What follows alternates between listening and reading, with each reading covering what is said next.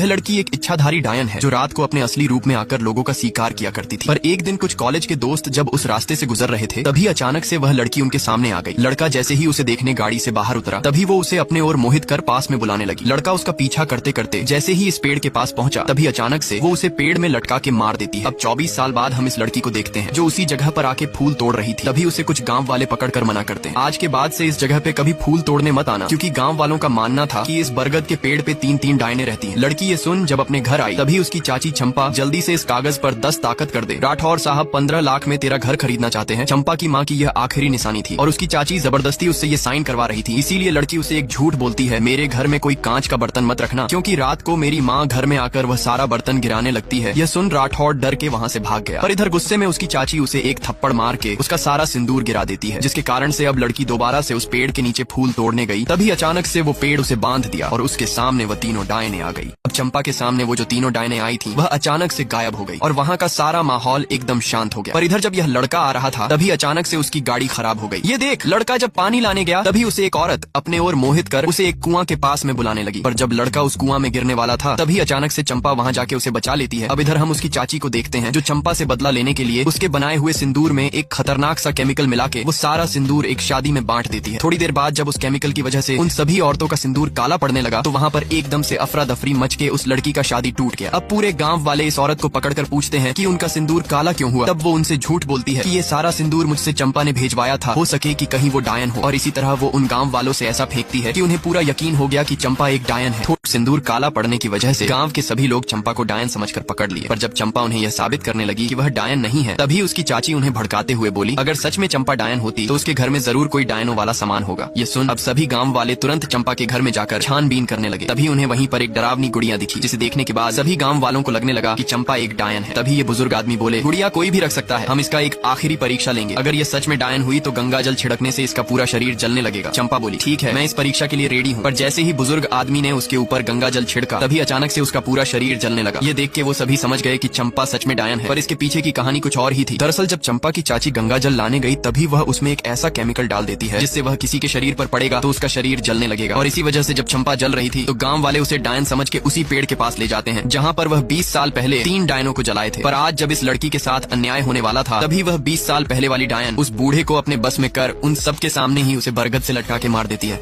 यह देख के वो सभी डर के वहाँ से भागने लगे और इसी का फायदा उठाकर चंपा भी अपनी बहन के साथ उस गांव से भाग रही थी। पर तभी अचानक से उसकी बहन के पैरों में एक कांटा हल गया और उससे बिल्कुल भी चला नहीं जा रहा था। इधर चंपा की चाची लालच में राठौर के पास कॉल करके बोली, चंपा अभी अकेले जंगल में है, घर चाहिए तो उसे मार दो। इधर बेचारी चंपा अब अपनी बहन के पैरों से वह कांटा निकाल उसे अपने गोद में उठाकर लेके जा रही थी। पर जैसे ही उसे महसूस हुआ कि कोई आ रहा है तो वो तुरंत एक पत्थर के पीछे छुप गई। थोड़ी देर बाद जब वो बाहर निकली तभी उसे कुछ गांव वाले पकड़ के जबरदस्ती उसे उस डायन वाले बरगद के पेड़ में बांध के जला दिए। पर अगले दिन जब चंपा की चाची उसका घर बेचकर काफी खुश हो रही थी कि अब वो मनहूस कभी नहीं दिखेगी, पर तभी अचानक से चंपा उनके सामने आकर बोली, चाची मेरा पूरा शरीर काफी तप रहा है, ऐसा लग रहा है जैसे पूरे बदन में किसी ने आग लगा दिया हो। और वहाँ से एक घड़ा में रखा पानी उठाकर अपने ऊपर गिराने लगी, पर फिर भी उसे कुछ आराम नहीं मिल रहा था। उधर उसकी चाची काफी खुश हो रही थी कि अब वो मनहूस कभी नहीं दिखेगी। पर तभी अचानक से चंपा उसके सामने आकर बोली, चाची मेरा पूरा शरीर काफी तप रहा है, ऐसा लग रहा है जैसे पूरे बदन में किसी ने आग लगा दिया हो। और वहाँ से एक घड़ा में रखा पानी उठाकर अपने ऊपर गिराने लगी। पर जैसे ही उसे वहाँ पर अपनी बहन नहीं दिखी तो वो अपनी चाची से पूछने लगी कि तारा कहाँ है। पर उसकी चाची बिना उसे कुछ बोले चुपचाप वहाँ से भाग गई। तभी चंपा को याद आया जब गांव वाले उसे जलाने के लिए बरगद के पेड़ में बांध रहे थे तो उस समय तारा वहीं पर थी। पर जब चंपा उस पेड़ के पास गई तभी अचानक से वो पेड़ उसे अपने बवर में बांध के नीचे पटक दिया और उसके सामने वह तीनों डायने आ गई। चंपा बोली, आप लोग कौन हो? तो डायने, हम वही हैं जिन्होंने तुम्हें बचाया। दरअसल जब गांव वालों ने चंपा को जलाकर मार दिया था तो यही तीनों लड़कियां राठौर परिवार से बदला लेने के लिए चंपा को अपनी शक्तियों से जिंदा की थी। पर इधर चंपा बोली, हम यहाँ अपनी बहन को खोजने आए हैं, ना कि किसी से बदला लेने। और वहाँ से जाने लगी तभी वह डायन उसे रोक के बोली, तुम्हें मारने के बाद राठौरों ने तुम्हारी बहन को भी उठाकर पानी में फेंक दिया ताकि जब तुम दोनों मर जाओगी तो वह लोग तुम्हारे घर को हड़प सके। चंपा अब अपनी बहन को खोने के बाद गुस्से में उन राठौरों से बदला लेने गई, लेकिन उसे ये बिल्कुल भी पता नहीं था कि अब वो भी एक डायन बन चुकी है। जैसे ही उसकी नजर इस गेट पर पड़ी तभी अचानक से वो खुल गया। चंपा उनके आगे हाथ पर जोड़ने लगी कि प्लीज मुझे कोई नौकरी दे दीजिए, लेकिन जब वो लोग उसे लात मार रहे थे तो चंपा बेहोशी का नाटक करके बाबू के साथ उनके घर में घुस गई। और इधर ये डायन चंपा के रूप में राठौर परिवार के एक आदमी को प्यार के जाल में फंसा के, मैं आपके बिना जी नहीं सकती, मुझे अपने घर में नौकर बनाकर भी रख लीजिए। यह सुन राठौर जब घर आया तो वो चंपा को वहाँ देख तुम मुझसे पहले यहाँ कैसे आ गई, और उसे जबरदस्ती अपने घर के अंदर लेकर जाने लगा। ये देख चंपा उसे एक थप्पड़ मार गुस्से में उन डायनों के पास आके पूछती है, वो राठौर परिवार का आदमी मेरे साथ ऐसा क्यों कर रहा है जैसे मैं उसकी प्रेमिका हूँ। तब ये डायन बोली, मैं तुम्हारा रूप लेकर उसके साथ प्यार का नाटक कर रही हूँ ताकि वह तुम्हें अपने घर में रख ले। पर चंपा साफ साफ मना करने लगी क्योंकि वो आदमी पहले से ही शादीशुदा था। तभी ये डायन बोली, मैं तुम्हारी बहन को जिंदा कर सकती हूँ, बस इसके लिए तुम्हें नवनिधियों को लाना पड़ेगा।